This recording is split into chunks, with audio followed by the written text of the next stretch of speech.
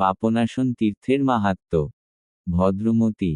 ভদ্রমতী নামে এক ব্রাহ্মণের 6 জন স্ত্রী এবং 200 সন্তান ছিল।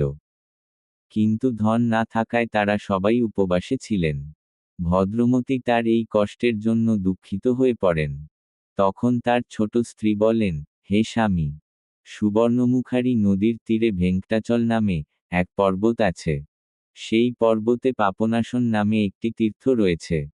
সেখানে স্নান করলে পূর্বজন্মের পাপ দূর হয় এমন কথা আমার পিতা নারদমুনি থেকে শুনেছেন। আমরা সবাই সেখানে গিয়ে স্নান করি। ভদ্রমতী তার স্ত্রীর কথা মতো পরিবারের সবাইকে নিয়ে পাপনাশন তীর্থে স্নান করেন এবং তার দারিদ্র্য থেকে মুক্তি পান। সুমতি। দৃঢ়মতি নামে এক শূদ্র ব্রাহ্মণদের কাছে যান এবং তাদের কাছে তিনি প্রার্থনা করেন, আমাকে বেদ শিক্ষা দিন। ব্রাহ্মণরা তাকে বলেন, বেদ অনুসারে শূদ্রদের বেদ শিক্ষা দেওয়া নিষিদ্ধ। তাই তুমি এখানে থেকে ব্রাহ্মণদের সেবা করো। এতে তোমার শুভ হবে।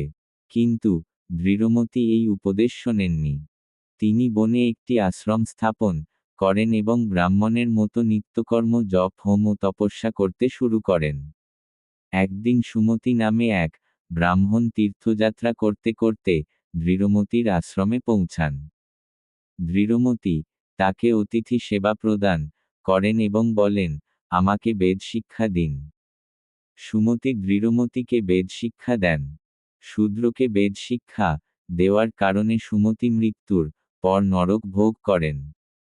এরপর তিনি বিভিন্ন পশুর জন্ম গ্রহণ করেন এবং তারপর শূদ্র, বৈশ্য ও ক্ষত্রিয় জন্ম লাভ করেন। এরপরে তিনি ব্রাহ্মণ কুলে জন্মগ্রহণ করেন। ব্রাহ্মণ কুলে জন্মের সময় সুমতিকে ব্রহ্মরাক্ষস অধিকার করে।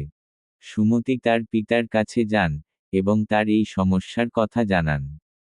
তখন তার পিতা অগস্ত্যমুনির কাছে যান এবং বলেন, আমার পুত্র কোনো পাপ করেনি, তারপরও কেন ব্রহ্মরাক্ষস তাকে অধিকার করেছে?